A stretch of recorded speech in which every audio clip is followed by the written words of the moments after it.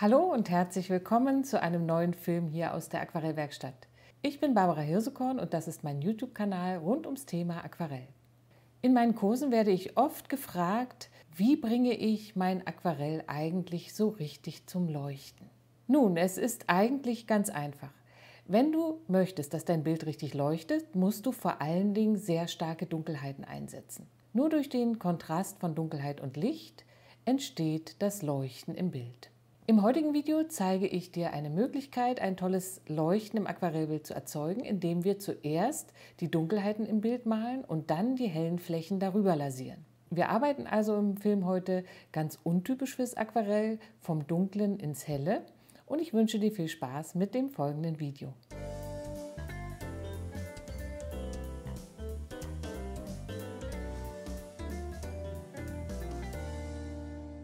Zum Thema Aquarell ganz anders, von dunkel nach hell, gibt es hier auf meinem YouTube-Kanal schon etliche Filme. Wir richten euch eine Playlist ein, schau gerne unter dem Video in der Playlist Aquarell ganz anders, von dunkel nach hell, findest du alle bisher verfügbaren Filme. Es gibt zum Thema auch einen Online-Kurs, den ich in der Corona-Zeit erstellt habe. Auch ihn verlinke ich dir unter dem Video. In diesem Online-Kurs gibt es 2 schöne maritime Motive, einige Übungen und der Farbkreis wird genauer erklärt und gemalt. Gleich geht es mit dem Malen los. In der Mitte des Videos erwartet dich eine Ankündigung für den nächsten Livestream hier auf YouTube. Wir malen zusammen lockere Himmel mit dem Hake Brush. Ich erkläre es in der Mitte des Videos, wenn du dabei sein möchtest. So, und jetzt geht's endlich los. Für unser heutiges Motiv brauchen wir folgende Materialien. Die Farben sind Indisch-Gelb, Opernrosa, Französisch Ultramarin und das Kobalt-Türkis Light. Die Firma ist bei diesen Farben relativ egal. Ich verwende das Blau und das Indisch-Gelb von der Firma Schminke und die beiden anderen Farben von Winsor & Newton. Ich arbeite auf Aquarellpapier von Hahnemühle, Le Rouge heißt der Block. Es geht aber auch für dieses Motiv jedes andere Zellulosepapier. Auf Büttenpapier kommen die Strukturen nicht so gut zur Geltung und die Farbe lässt sich auf Büttenpapier auch nicht wieder so gut abheben. Ich arbeite mit den Pinseln aus meiner eigenen Pinselkollektion. Das ist der Eichhörnchener Pinsel in der Größe 12, der Rotmarder Pinsel Größe 10, ein kleiner synthetischer Rundpinsel Größe 6 und der synthetische Flachpinsel zum Auswaschen in der Größe 10. Hier sehen wir jetzt ein Arbeitsblatt für das Kursthema Aquarell ganz anders, welches ich ja auch häufig in Präsenzkursen auf Malreisen unterrichte. Und es ist hier wirklich so, dass wir die Aquarelltechnik umdrehen. Wir malen zuerst die dunklen Stellen im Bild, wie man hier an dieser Kugel erkennen kann.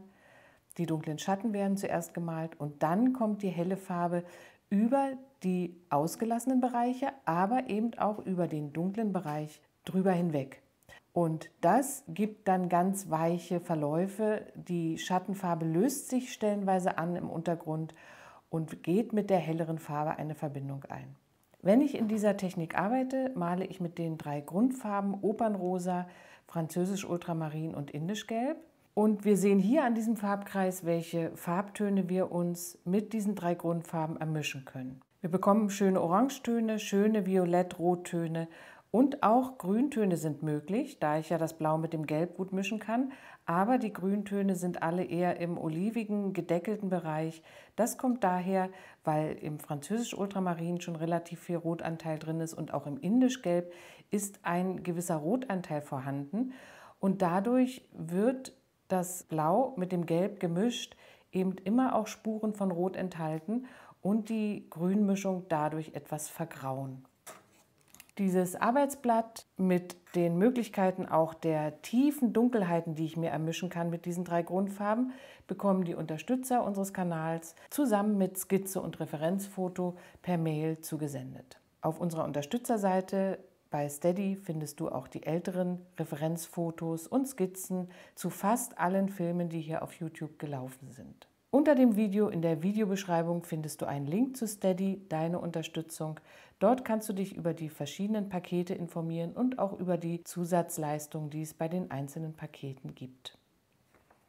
Ich möchte jetzt noch ein paar Bilder zeigen, die in dieser Technik entstanden sind. Ich glaube, es gibt für diese Motive, die ich jetzt zeige, auch schon Filme hier auf YouTube, stellenweise im Unterstützerbereich, Live-Abende und teilweise auch kleine YouTube-Tutorials, die ja völlig kostenfrei sind. Meiner Meinung nach eignen sich alle Motive, die eine schöne Oberflächenstruktur haben und vielleicht auch eine antike, interessante Optik bieten, sehr gut, um in dieser Technik umgesetzt zu werden. Das ist zum Beispiel ein Lost Place Motiv mit alten, rostigen Strukturen und auch immer schön, wenn man starke Kontraste im Bild hat mit diesem Lichteinfall. Sehr helle Bereiche und dann eben auch sehr dunkle Bereiche im Bild. Dies war auch ein Livestream für die Unterstützer ab 10-Euro-Paket. Für so ein leuchtendes Grün nehme ich die Farbe Cobalt Türkis Light mit in die Mischung hinein. Das ist ein sehr, sehr helles Grün-Türkis. Und zusammen mit dem Indisch Gelb ergibt diese Farbe ein sehr schön leuchtendes Maigrün. Dieses Maigrün brauche ich heute auch für die Weintrauben. Hier werde ich später im zweiten Farbauftrag das Indisch Gelb mit dem Cobalt Türkis Light mischen. Im ersten Farbauftrag werden jetzt alle dunklen und schattigen Bereiche gemalt. Dafür analysiere ich mein Referenzfoto. Das ist jetzt hier etwas klein. Ihr könnt euch das zu Hause gerne größer ausdrucken, dass ihr das auch ein bisschen deutlicher hier in den Weintrauben sehen könnt. Wir haben in jedem Fall einen großen Tonwertsprung von dieser hellen Weintraube hier zum Beispiel zum Hintergrund. Das werde ich herausarbeiten schon im ersten Schritt, indem ich jetzt diese Fläche des Hintergrundes schon dunkel anlege. Hier ist es umgekehrt. Die Weintraube ist dunkler als der Hintergrund und zwar mindestens 2, wenn nicht sogar 3 Tonwertstufen dunkler als der Tisch im Hintergrund. Hier werde ich also die Weintraube im ersten Farbauftrag schon dunkel anlegen. Die Schale bekommt auch komplett einen dunklen Farbauftrag. Ein wenig hell werde ich hier stehen lassen, das ist anders als auf dem Foto zu sehen, aber so schaffe ich mehr Variation und Interesse hier in dieser Schale. Der Schatten ist hier kaum zu erkennen unter der Schale. Auch hier werde ich ein bisschen deutlicher werden in meiner Skizze. Einen elliptischen Schatten werde ich schon im ersten Farbauftrag anlegen. Ich möchte jetzt in einem relativ neutralen, dunklen Farbton die dunklen Flächen anlegen und mische mir alle 3 Grundfarben hier in der Mitte zusammen. Das Blau überwiegt in der Mischung, damit es wirklich schön dunkel wird, aber auch Gelb und Rosa sind mit dabei. Die Farbpfütze, die ich mir hier anmische, ist groß und sie ist relativ dickflüssig. Das heißt, ich nehme viel Wasser mit in die Farbe hinein, aber es muss auch ordentlich Pigment mit in die Mischung.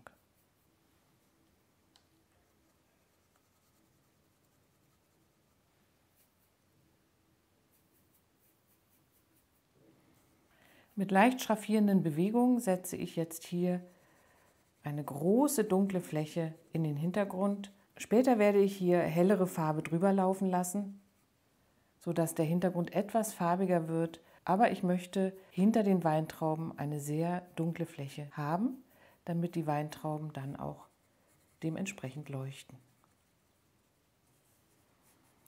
Die Farbigkeit ist nicht wirklich homogen im Hintergrund. Das ist durchaus gewünscht. Ich mag das, wenn es jetzt hier in dem ersten Layer changiert von braun zu violett zu bläulich. Hier gehe ich bis an den Tisch.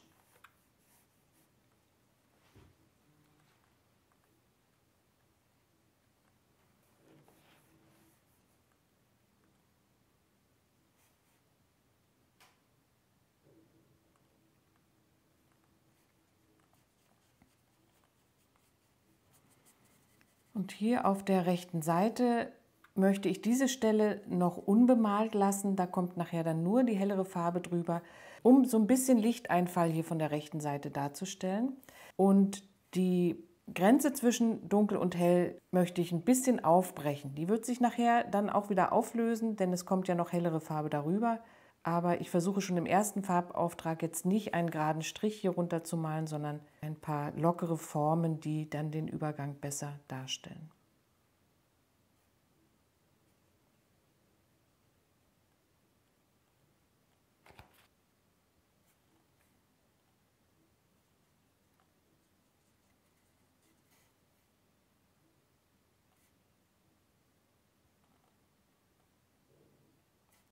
Die große Form für den Hintergrund ist jetzt geschafft und falls sich hier wie bei mir einige Tropfen bilden an den Rändern, nehme ich diese Tropfen mit der Pinselspitze vorsichtig ab.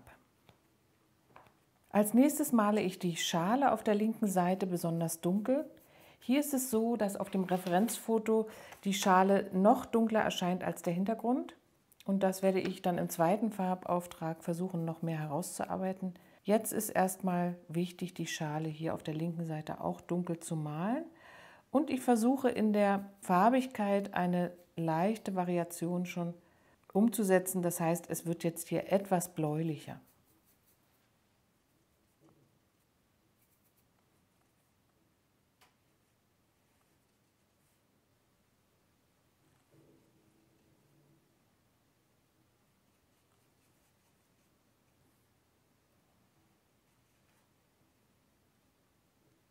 Mein Licht kommt von rechts oben. Ich möchte einen kleinen Lichteinfall hier auf dieser Seite der Schale vorbereiten. Umso mehr können dann nachher die dunklen Weintrauben hier, die abschattiert sind durch die oberen Früchte, auch einen Kontrast herstellen. Den Schatten der Schale setze ich jetzt hier direkt an die Schale an.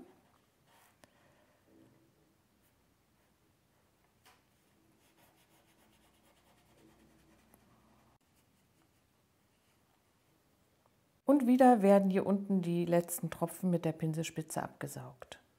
Die großen Formen im Bild sind jetzt schon eingerichtet und wir können schon ganz gut sehen, dass es hier auf dieser Seite schon sehr schön funktionieren wird. Wir haben eine große dunkle Form, eine kleine helle Form, eine mittlere dunkle Form, die dynamisch in das Bild sich hineinbewegt und hier dann im Bildfokus wirklich diesen starken Hell-Dunkel-Kontrast. Auf der rechten Seite ist kompositorisch deutlich zu sehen, dass wir hier noch einen Akzent benötigen und diesen bekommen wir ja auch dadurch, dass die Weintrauben auf der Seite dunkler sind als der helle Hintergrund. Ich werde jetzt also die Weintrauben in einem ersten Schritt auch schon mit Licht und Schatten gestalten. Wenn ich davon ausgehe, dass meine Lichtquelle hier im rechten oberen Bereich auf die Weintrauben trifft, kann ich vermuten, dass die Weintrauben auf der linken unteren Seite dunkler sein werden. In unserem Referenzfoto ist das nicht so gut zu erkennen, weil das Licht dort diffus auch wieder zurückgeschlagen wird. Das ist jetzt eine Vereinfachung und Änderung, die ich vornehme, um das Bild etwas deutlicher lesbar zu machen. Ein paar schöne Spiegelungsformen gibt es hier innerhalb der Schale. Da trage ich auch schon einige dunkle Flächen ein. Und dann arbeite ich mit dunklen Farbaufträgen in den Weintrauben weiter. Hier ist es jetzt so, dass meine Farbe etwas mehr mit Wasser verdünnt ist, sodass die Dunkelheiten nicht ganz so dunkel werden wie im Hintergrund.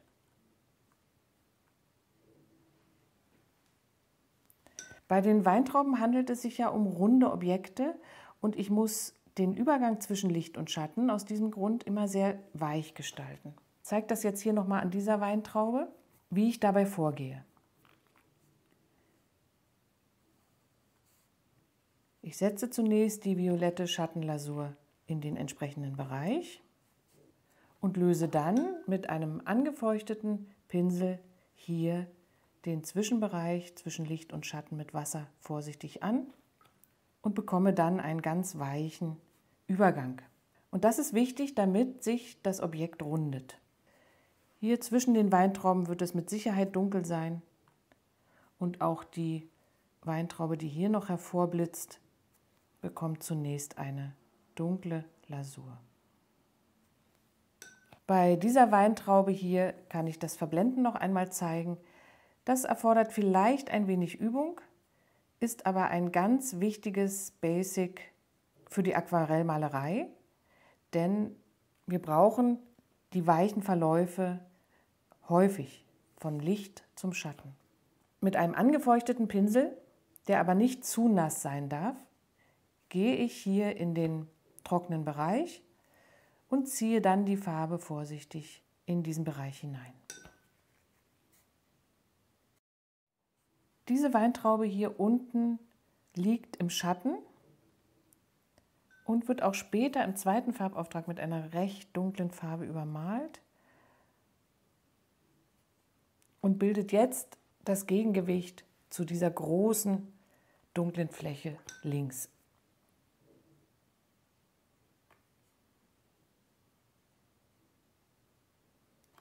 Auch diese Weintraube, diese große Weintraube rechts, werde ich relativ dunkel jetzt schon anlegen.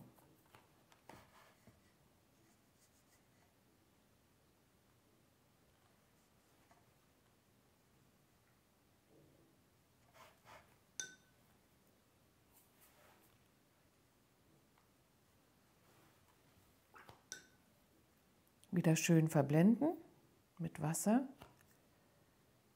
damit eine Rundung entsteht.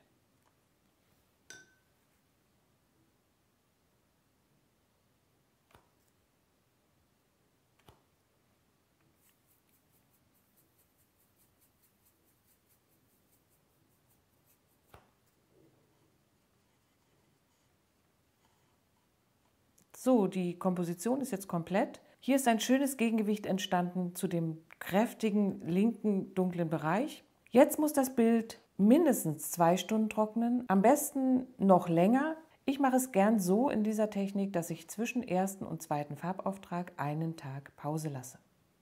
Unser Motiv muss jetzt lange trocknen und ich habe in der Zwischenzeit noch eine schöne Ankündigung für dich. Wenn du gerne Landschaften malst und besonders viel Wert auf lockere und schöne, weiche Himmelsverläufe legst, dir das aber vielleicht noch nicht so richtig gelingen will, lade ich dich herzlich ein zum Livestream am 21. Januar 2025. Dieser Live-Malabend hier auf YouTube ist offen für alle Unterstützer unseres Kanals ab dem 10-Euro-Paket.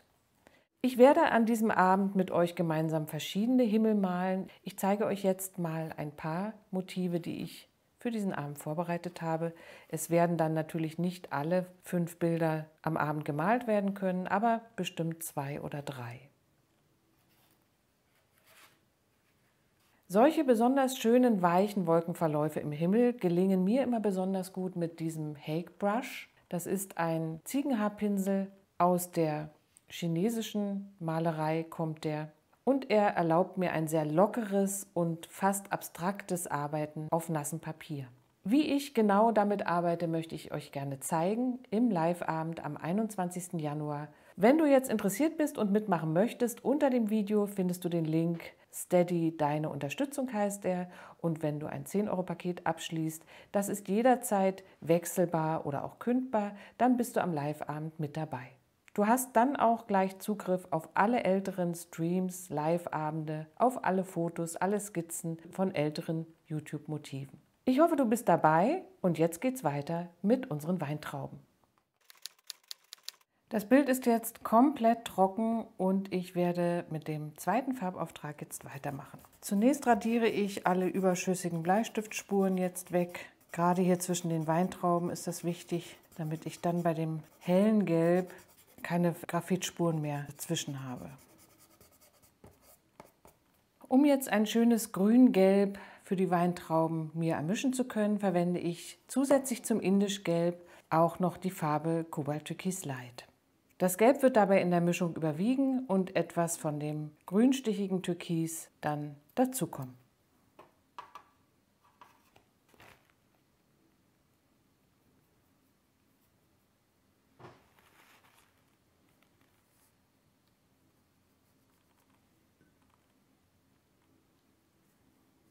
Mit durchaus verschiedenen Farbmischungen gehe ich jetzt über die Weintrauben drüber hinweg. Wichtig ist, dass die Farbe ab und an variiert. Hier zum Beispiel ist jetzt mehr Cobalt Türkis Light mit drin. Und wichtig ist, dass in dem hellen Bereich hier oben auf den Weintrauben die Farbe wirklich wässrig und flüssig eingesetzt wird. Da, wo schon der Schattenauftrag darunter liegt, zum Beispiel an dieser Stelle hier, arbeite ich mit etwas cremigerer Farbe.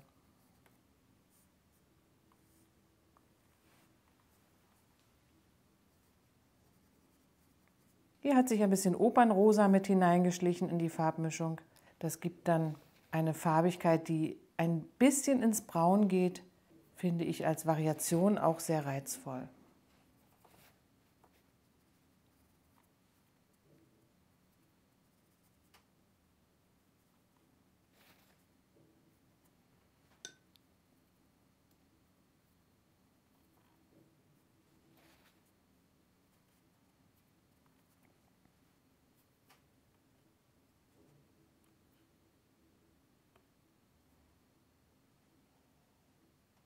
Die Weintrauben sind jetzt trocken und ich fange an, den Hintergrund zu gestalten. Dafür drehe ich mein Blatt auf den Kopf und lege es flach auf meine Arbeitsplatte. Ich arbeite jetzt mit einem etwas größeren und sehr weichen Pinsel. Bei mir ist das der Eichhörnchenhaarpinsel aus meiner eigenen Pinselkollektion. Wichtig ist jetzt, ganz weiche Pinselhaare zu verwenden, damit sich hier der dunkle Farbauftrag nicht zu sehr wieder vom Blatt anlöst. Ich mische mir einen warmen Braunton aus Indischgelb, Opernrosa und ein wenig Ultramarinblau und beginne mit relativ leichtem Farbauftrag an dieser Stelle des Hintergrundes. Hier sollen ja die Weintrauben dunkler erscheinen als der Hintergrund. Das heißt, hier in diesem Bereich kommt jetzt noch viel Wasser in die Mischung hinein.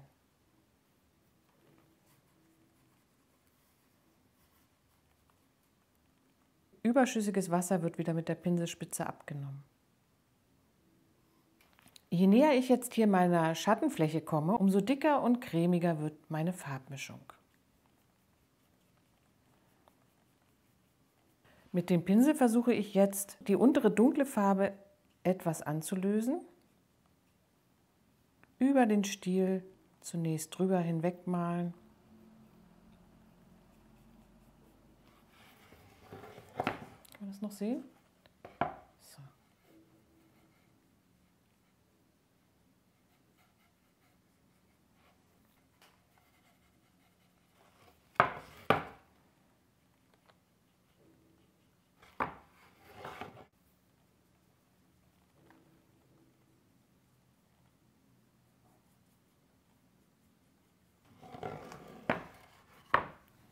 Während der Hintergrund trocknet, kann ich schon die Schale malen. Für die Schale mische ich mir einen violetten Blauton mit viel französisch Ultramarin, etwas Opernrosa und ganz einer Spur Indischgelb. Hier beginne ich auf der linken Seite und die Farbe sollte recht cremig sein, damit sie jetzt hier über dem ersten Farbauftrag gut zur Geltung kommt.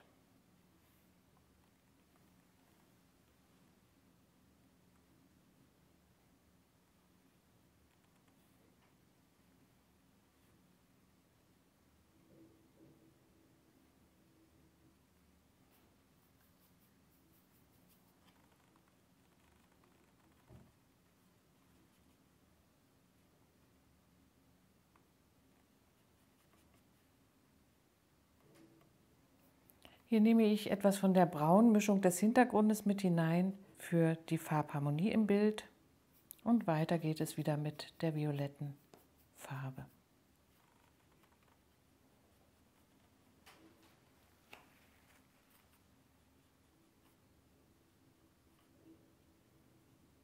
Bevor ich mit dem Tisch weitermachen kann, muss dieser Farbauftrag zunächst noch einmal trocknen. Die Farbe für den Tisch möchte ich gießen. Und deshalb mache ich die Fläche hier ganz vorsichtig mit klarem Wasser nass.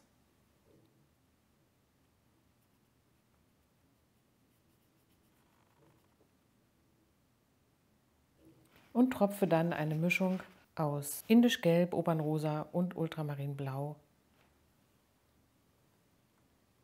in die Fläche hinein. Hier auf der rechten Seite kommt etwas mehr Gelb dazu.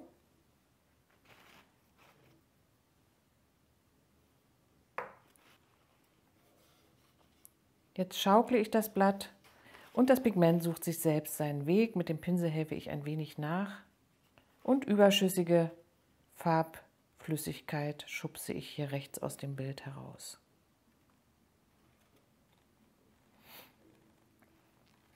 Die harten Ränder des Schattens hier löse ich mit Pinsel und Farbe ein wenig an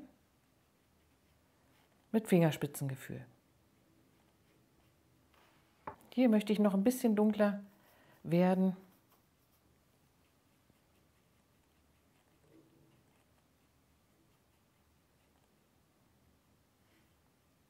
An dieser Stelle wird sehr schön deutlich, was passiert, wenn man die Farbe auf das Blatt gießt und Wasser und Pigment ganz ungehindert arbeiten lässt. Es entstehen wunderschöne Strukturen, die Farbe sammelt sich in den Vertiefungen des Papiers und das kann die Farbe am besten tun, wenn man mit dem Pinsel nicht allzu viel eingreift. So, der nächste Arbeitsschritt am Motiv ist das Ausarbeiten der hellen Stellen auf den Weintrauben durch Auswaschen mit dem Flachpinsel. Der Pinsel wird jedes Mal mit Wasser angefeuchtet, dann leicht im Tuch abgetrocknet, sodass er nicht mehr ganz tropfnass ist, und dann kann ich alle hellen Stellen jetzt hier wieder anlösen. Die Farbe lässt sich hier auf dem Zellulosepapier ganz hervorragend wieder abheben. Und wenn ich es wirklich hell haben möchte, kann ich sogar mit dem Tuch jetzt hier noch ein wenig nachhelfen.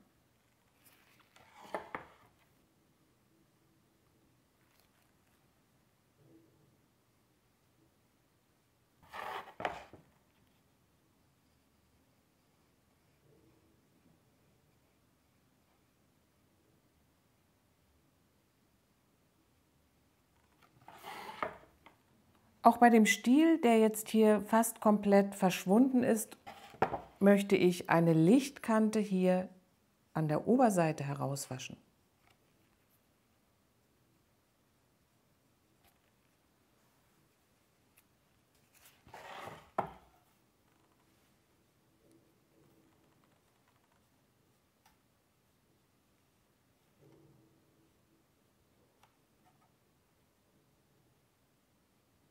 Den Stiel selbst verstärke ich jetzt noch einmal mit einer dunkleren Farbe.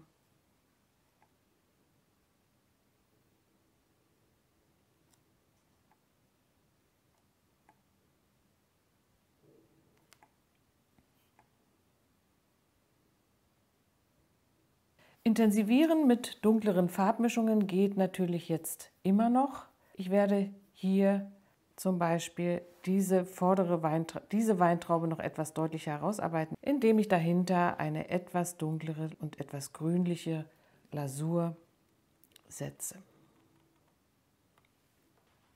Ein bisschen indischgelb setze ich hier in die Schale, denn die Weintrauben würden auf die glatte Schalenoberfläche auch eine Reflexion werfen.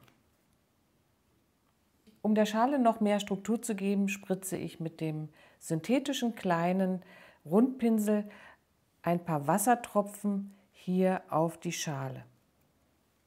Einen Augenblick warten und dann kann man mit dem trockenen Baumwolltuch oder mit einem Stück Küchenrolle fest aufdrücken und die Farbe abheben. Ich möchte hier im unteren Bereich auch noch ein paar von diesen wunderschönen kleinen Formen. Ja, eine weitere Möglichkeit, Struktur zu erzeugen, die ich jetzt hier im Hintergrund einsetzen möchte, ist mit der Hand, ich hoffe, man kann das so sehen, mit der Hand ins Wasserglas zu gehen und direkt aus der Hand Wassertropfen aufs Papier zu geben. Das braucht ein bisschen Mut, weil ich natürlich im Vorhinein nicht genau berechnen kann, wo die Tropfen landen und auch nicht in welcher Größe und in welcher Form sie aufs Papier kommen. Ich möchte vor allen Dingen in diesem Bereich hier unten Struktur haben, weil mir diese harte Kante hier im Tisch noch nicht so gut gefällt. Auch hier warte ich jetzt einen Augenblick und dann hebe ich die Farbe mit der Küchenrolle, mit dem Küchentuch heraus und habe dann abstrakte kleine Formen, die den Hintergrund schön beleben.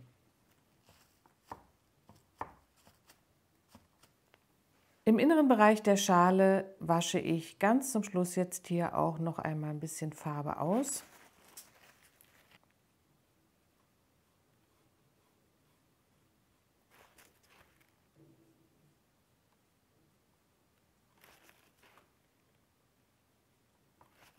So, das war's. Ich hoffe, dieses doch recht komplexe Motiv hat dir Freude gemacht und du hast Lust, es jetzt auch einmal auszuprobieren. Denk immer dran, die einzelnen Schritte sollten mit Trocknungspausen erfolgen. Schritt für Schritt wird das Motiv aufgebaut. Ich wünsche dir viel Spaß dabei. Wir sehen uns hier auf YouTube, wenn du möchtest, in der nächsten Woche wieder mit einem neuen Aquarell-Tutorial. Tschüss, bis dahin.